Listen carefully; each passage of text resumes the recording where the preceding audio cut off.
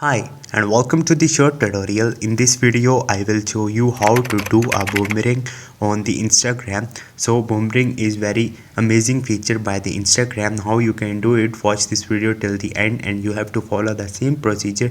And if this video really helps you out, do subscribe to my channel. So first of all you have to open your Instagram mobile application and you have to click on the your story on the left top. Once you will click on it, here you will see this type of the icon. So this is basically a boomerang icon, so you have to click on it and now you are in the boomerang feature. Now you have to uh,